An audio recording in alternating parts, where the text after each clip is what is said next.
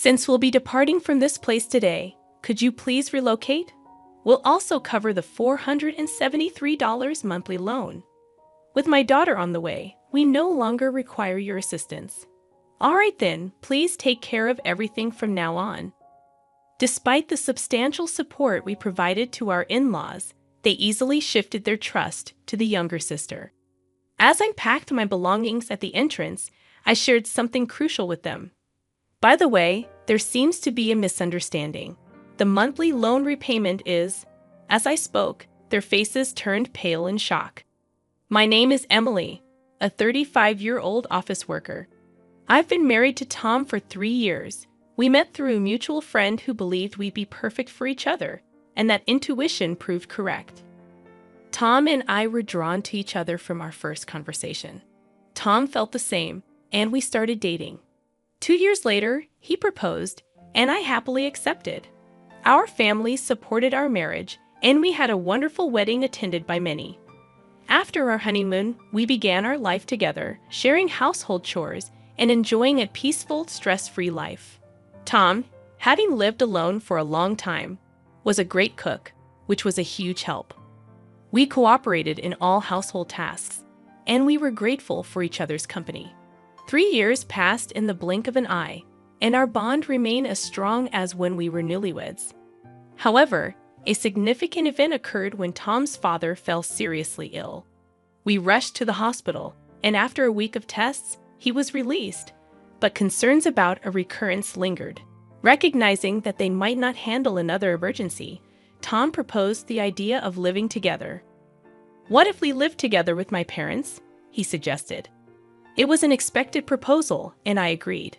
We quickly discussed the idea with our in-laws. "Live together?" Tom's mother inquired. "It's not a bother at all," I reassured. "Emily and I are worried about both of you." "Thank you, both of you." Our in-laws, teary-eyed and grateful, accepted our offer, reflecting their underlying anxiety. We promptly moved in with them, and the mother-in-law, understanding that both of us worked, took the lead in household chores. Thanks to her, we could focus on our jobs, and the father-in-law, now retired, spent his days resting at home, which significantly improved his health. Life was joyous, and we all got along wonderfully without any issues. However, our in-laws eventually made a certain proposal. "I've been thinking about this for a while. How would you feel about building a new 2-family house?" the father-in-law suggested. "Huh, but this house isn't particularly spacious or comfortable for 4 adults. If Tom and Emily have children in the future, it'll be even smaller," the mother-in-law explained. "Considering the future, I've been thinking of building a bigger house where we can live comfortably for the rest of our lives. However, it's not something we can afford with just my savings. We will need to discuss and decide together." Tom and I were surprised by the proposal, but we thought it wasn't a bad idea. While the current in-laws' house wasn't too small, it wasn't particularly spacious or comfortable either. Long-term living there might lead to stress building up between us. Perhaps buying a new house where everyone can live comfortably is a good idea. After discussing it with Tom, we decided to go along with the father-in-law's proposal. Subsequently, the 4 of us visited real estate agencies to explore various properties. We considered making it barrier-free for our in-laws and ensuring there were plenty of rooms for future children. Ideally, the new house should be in a safe area, close to both a hospital and a train station, with easy access to grocery stores. Considering everyone's requirements, it seemed like it might be pricey. However, if we were going to live there for the rest of our lives, we didn't want to compromise too much. Every family member felt the same way, so with determination, we decided to build our dream house, even if it cost a lot. After some time, our new home was finally completed. The exterior and interior were both new and beautiful, lifting our spirits just looking at it. "This is really amazing. I can't be sick anymore. I want to stay healthy and live here for as long as possible." The in-laws expressed their joy. My husband and I were equally excited, realizing that this would be the house that would be with us for our entire lives, even when we have kids. I want to play catch in the garden and have barbecues. That sounds great. Let's make lots of family memories here. We were overflowing with excitement and joy. Living in the house turned out to be truly comfortable, and it felt like the pinnacle of happiness. Being in a comfortable home made me even more enthusiastic about my work. Subsequently, my work went very smoothly, and both my public and private lives were fulfilling. I genuinely felt grateful for buying this house. The months passed in the blink of an eye, and 2 years had passed in this house. We continued to have a good relationship with our in-laws as always, believing that the days ahead would be filled with happiness. However, at least in this place for life in our new home, something unexpected happened. It was when the sister-in-law and her husband visited our new house. While this really is a nice house, it's not fair that only you guys get to live here. What are you talking about? We discussed and decided to buy this house with our parents, but I can't help but feel envious. When we were still living in a cheap winter, it feels like you're living beyond your means. The sister-in-law often visited our house during holidays and always expressed her envy. Every time, she would accuse us of being unfair. We've been paying the mortgage for this house, and it's quite a hefty amount every month. We're living within our means, earning enough to pay for this house, so there's no reason for her to complain. If we were to live here with the in-laws, it would be so much fun, don't you think? What? Can you even afford the mortgage for this house? My husband and I exchanged a glance. The sister-in-law probably just blurted out without giving it much thought. However, her careless words started to move my in-laws' hearts. It would be lovely if Kana could move and live here together. Yes, it would liven things up. Hey, what are you two talking about? Haven't we been living together all this while? Come on, I was just saying. Exactly. There's no need to panic, right? Ha ha ha. While the in-laws tried to brush it off, it was evident that they were enticed by the idea of living with the sister-in-law. The in-laws seemed to have a particular affection for her, even more so than for Tom. She is a beauty with delicate features and looks like a doll from her childhood. Being 4 years younger than Tom and born when the in-laws were older, they doted on her even more. This pampering led her to become quite spoiled, and Tom had to deal with her demanding nature. Having heard all this from Tom, I was always wary of my sister-in-law. For a while after we got married, Tom and I were both caught off guard because she didn't seem to be giving us any trouble. However, recently, she has been increasingly eyeing our new house. It seems she frequently visits the house during the day when we're at work. Oh, Emily, you're back. Then I'll be leaving now. Huh. I wish you'd stay a bit longer, but Tom and Emily might find it inconvenient. I don't think it's a nuisance. You might say that, but it's evident in your eyes and behavior. Unwanted guests should leave quickly. See you, Mom and Dad. Take care. When the sister-in-law left, the in-laws were visibly upset. They looked as if they wished she stayed longer. Even though they didn't voice their feelings, their faces and attitudes spoke volumes. Feeling out of place, I usually retreated to my room after work. When Tom came home, we head to the living room for dinner. The atmosphere around the dinner table grew more and more tense, with longer silences.